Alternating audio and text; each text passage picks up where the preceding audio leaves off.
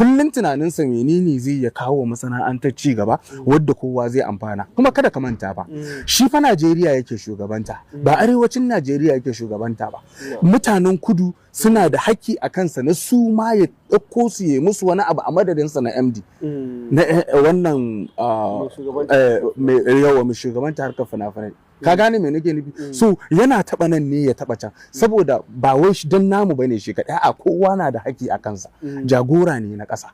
Ka gane? Saboda haka muna ƙara ba wa mutane haƙuri da a ci gaba da bashi dama da ƙwarin gwiwa. Sannan kuma yana da kyau duk lokacin da yayi goyin ƙwarin yin wani abu ko yayi wani abu ko da ka yi wa bai niwa ba, ya kamata mu fito mu rinka girmama muna masa godiya ta yadda mutane za su rika gane cewa yana yin kokari. Ka gane me nake nufi? Yau to ka gani ina appreciating ba abin da na amfana, amma wallahi azum abubuwan da yake wa mutane ina matukar jin daɗi, ina matukar godiya da wannan abin da yake. Kaga ni mutum ne wanda nake son mai girma mataimakin shugaban ƙasa wato Kashim Shettima. So da yawa ina mai lakabi da uban ƙasa. Wallahi al'azumi wannan bawan Allah ba komai yasa yake burge ni ba. Wato mutum ne wadda a makamin da aka bashi kullum yana la'akari da menene mafitar al'umma. Menene za a yi wa al'umma su mori gwamnatin da suke ciki. Ba ma malam Shamsu, in kana magana mataimakin shugaban kasa malam Kashim Shettima sai aji ba a jin shi ko ina, ba ana ganin baya shiga harkokin abin da ya shafi. Alhamdulillah. Kaga wannan tambayar da kai mun shine abin da ya fi burge ni ma a cikin tambayoyin da kai mun yanzu. Mutum ne wanda yake gabatar da ƙudurin 'yan Najeriya ba tare da kai ka sani ba, ba tare da ni ma na sani ba. Yana yi ne dan Allah kuma tsakaninsa da Allah. Ba zai fito ya faɗa ba. Tasirin yin haka a siyasance. Tasirin yin haka shine ya ga cewa al'umma sun samu kyakkyawar mafita kuma an samu makoma mai kyau. Musamman in ka duba za ka gane cewa shi jigo ne a arewacin Najeriya. Ko kana APC ko baka APC, idan har kai dan Najeriya ne, Kashim Shettima wakilin ka ne. Yau idan aka ɗauke maka Kashim Shettima, wallahi tallahi baka da kowa a gwamnatin nan. Ba kowa bane kai.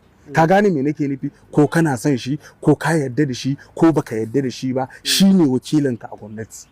Saboda wallahi al'azim na rantse maka da Allah, ni na sani cewa wannan abin da nake gaya maka ba ina faɗa bane dan radin kaina. Ai mutane ba su taɓa jina na yi magana akan siyasa ba, amma wallahi mutum ne wanda yake damuwa 100% akan koken al'umma. To amma ana ganin mataimakin shugaban ƙasa kamar yadda kake magana tun da ta kawo ana bashi wasu hukumomi ya rike. Kana ganin yana ganin kamar bai ba 'yan arewa mukamai, ana ganin ya ba mutane da dama zai fitowa ne ya faɗa? Wallahi tallahi akwai mutane da yawa da suke cin albarkacin Kashim Shettima a arewacin Najeriya gaba daya.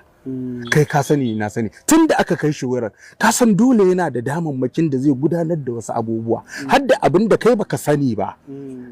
Idan ya taso shine mutumin da yake kokari ya ga yayi magana akai, ya tabbatar da cewa an yi abubuwa bisa adalci saboda yadda yake kallon al'ummar ƙasa. Kuma abin da nake so ka gane, he is very current.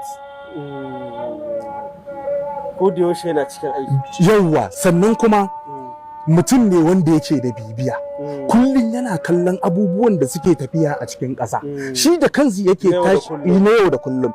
Shi da kanshi yake kallon kaza ya dace, kaza fa bai dace ba. Ya kamata a ce a matsayinsa na wakilin al'umma, shugaba kuma uban 'yan ƙasa, ya ga ya bada gudunmuwa akan wannan bangaren. Abinda za a yi gyara a gyara, abinda kuma zai bada shawara ya ga cewa an yi abin da ya dace, yana kokari. Saboda ai ina tare da makusantansa da yawa. Ka gane me nake nufi? Muna ganin irin abubuwan alkhairin da yake. Yanzu bari na baka misali.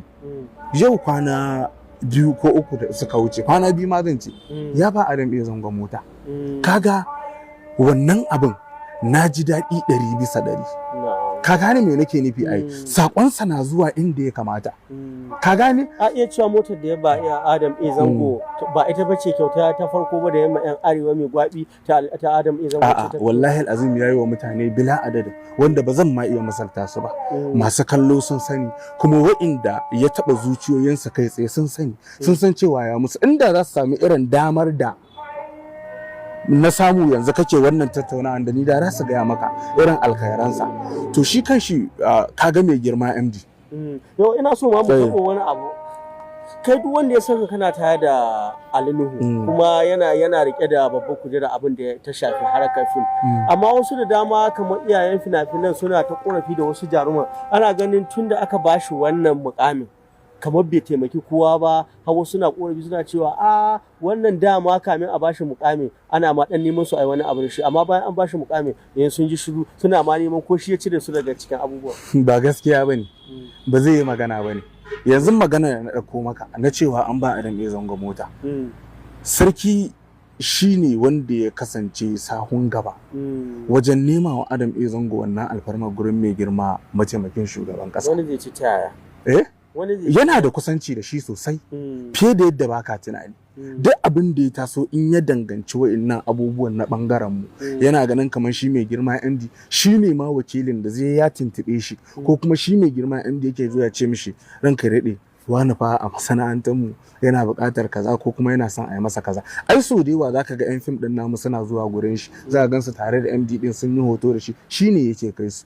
So kaga ina son na yi godiya ga wannan a kyautar da shi uban ƙasa wato mai girma Kashim Shettima yayi wa jarumin mu Adam A Zango godiya, sannan kuma ina ƙara yin godiya a madadin 'yan Kannywood gaba ɗaya, saboda Adam A Zango legend ne a cikin masana'antar nan. So zan yi amfani da wannan daman na yi godiya a madadin 'yan Kannywood gaba ɗaya ga wannan gagarumin kyauta da shi mai girma Vice President yayi wa Adam A Zango.